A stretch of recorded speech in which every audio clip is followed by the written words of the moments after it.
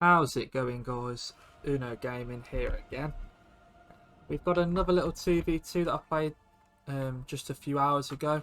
Myself being Ogre Kingdoms, had a Demons of Chaos ally against Khorne and Nurgle. I expected the Exalted Bloodthirster, if I'm honest. I didn't really expect Scarbrand, but it's always nice to see Scarbrand used.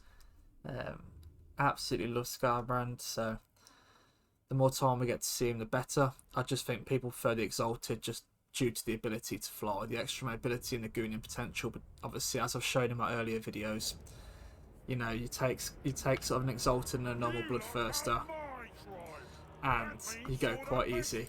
So just to slow down the game and give you an idea of what I'm running, and to give you a heads up on sort of my thinking behind it, I wanted to go a little bit wide because I knew there's going to be Khorne Hounds. And obviously there is some here. I did expect some Chaos Furies. And then I didn't really expect the Minotaurs, which I should have. And like I said, I expected the Exalted. So I went four squads of Noblars. Just to cover the size. And they're cheap, they're expendable, they're on the side. They just take the hits. Followed up by 4 squads of Ogre Bulls. More excitingly, 2 squads of Lead Belchers. An Iron Blaster.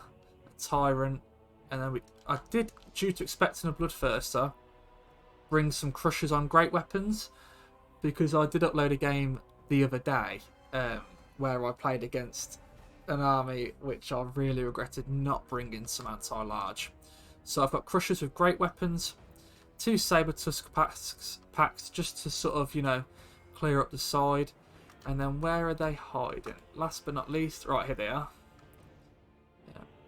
I must only have 3 squads of Ogre Balls, and these guys just slipped in. I did bring some Man-Eaters with great weapons. Just for that anti-large armour piercing. Just in case I needed it.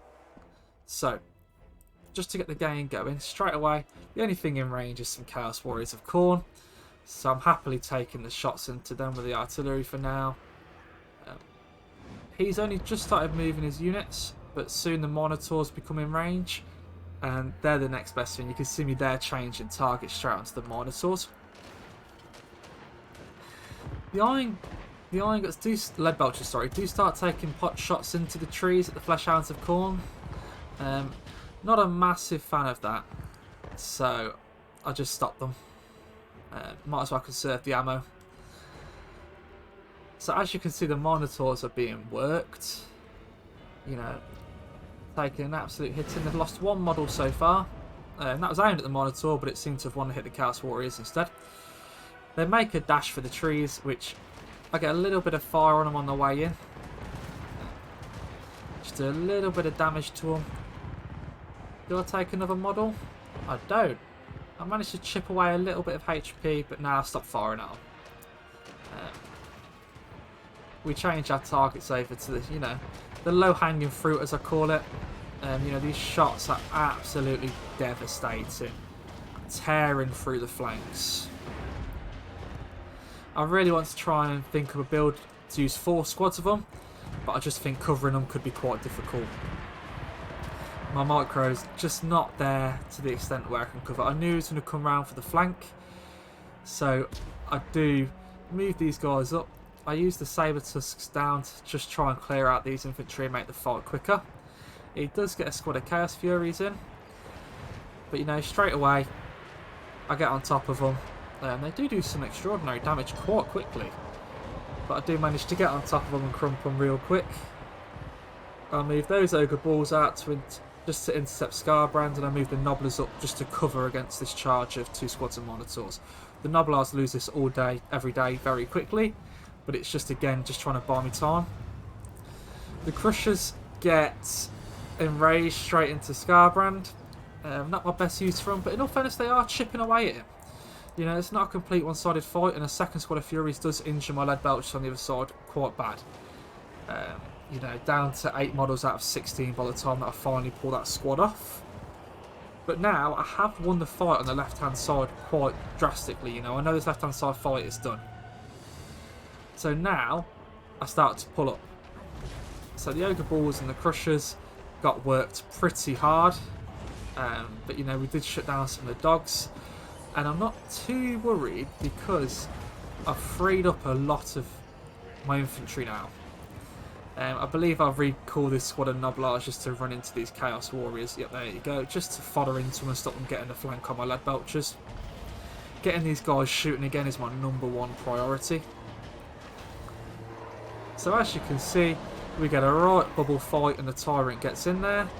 I'm pretty sure we've got Ogre Balls. And in this show on my behalf, I've got Man-Eaters with great weapons down here fighting Chaos Warriors of Khorne. But as you can see, I do give them the order to come back up here and help out. The fight's going well. Some more hounds manage to come back.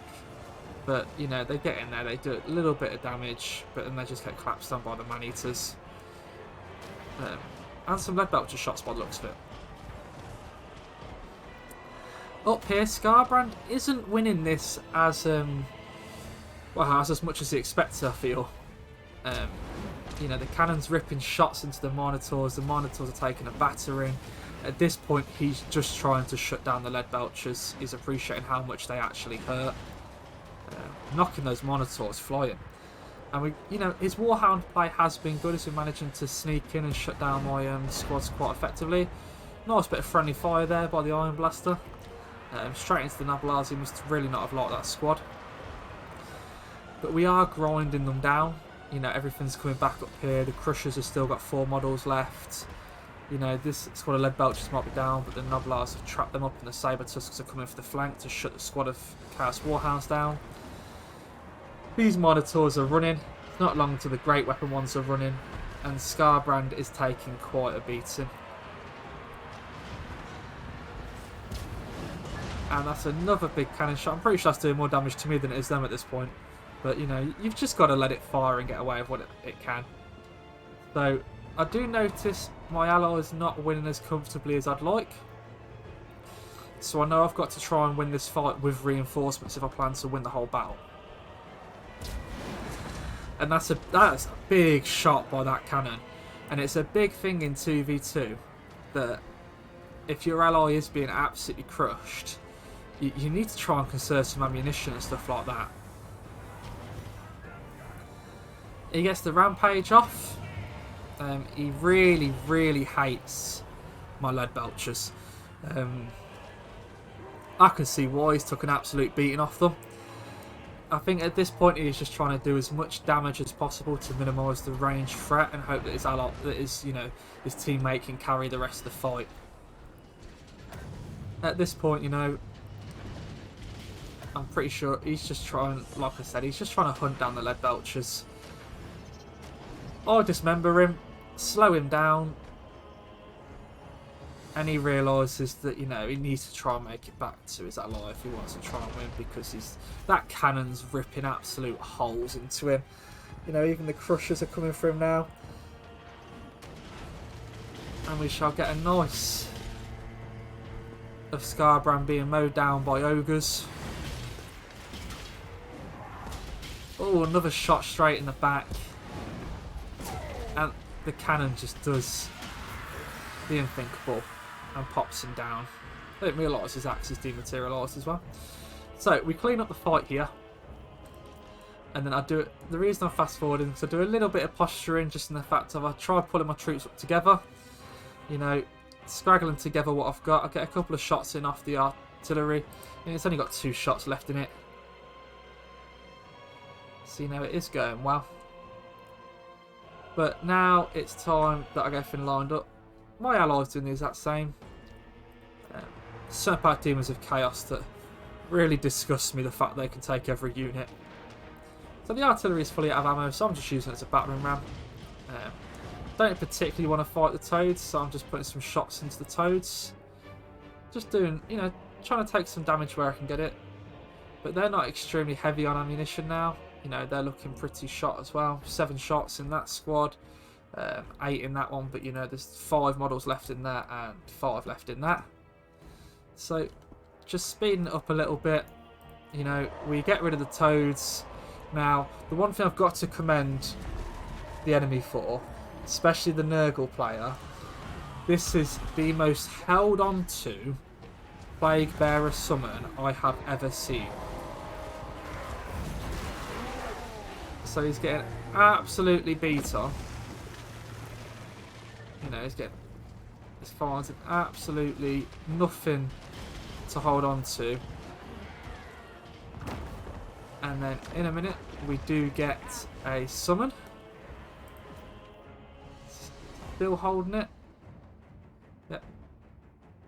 So, I can't express enough at how good the Exalted Great and Clean One actually is. The healing he gets and the box formations he can make are just incredible.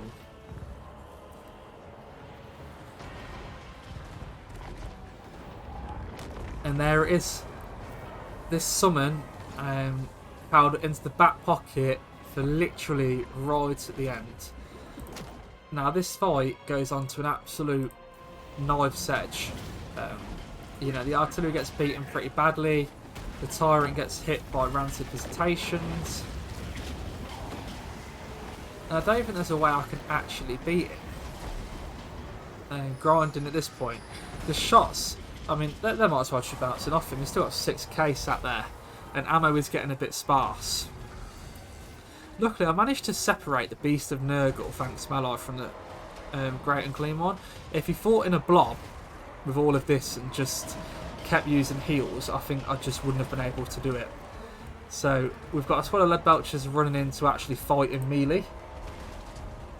The Iron Blaster comes back to charge him. And we are literally just trying to whittle down his HP. You know, he's popping everything possible on himself. But luckily, you know, we've got the big Demon Prince. Got 2 shots left, and the Tyrant comes back just to get that last charge in. And then he's probably going to get absolutely knocked out in a minute. But I'm just trying to break leadership. You know, I know those Plague Bearers are leaving. These guys will regroup.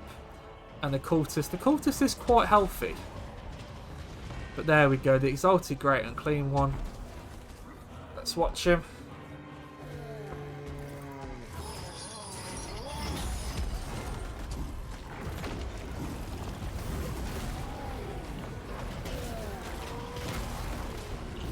You know, he's not long left for this earth.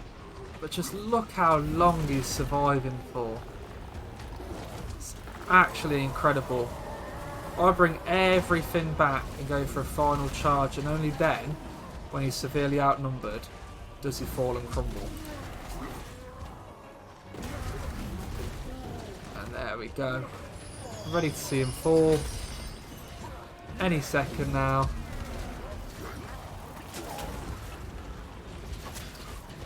Look how long he goes for, and there you go. Face first. Job done. At this point, you know, I know it's won. And I know they break. So, we give it a quick chase down. You know, speed it up. We just kill everything to the point of where, you know, and that's the end of it. Now, this game, I feel like a big thing I'm improving on in Total War is knowing what is quite popular to pick in different factions. And that's allowing me to go into games with a bit of an idea what I can expect.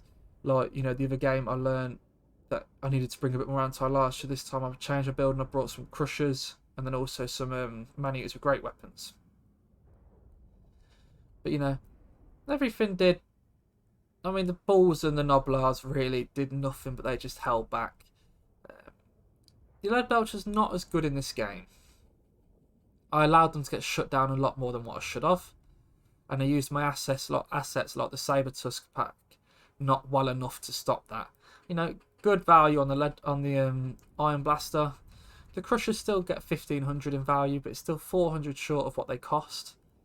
And you know, the Tyrant, quite happy with him. He managed to hold it out there. Right, thank you for watching, guys, and I'll catch you on the next one.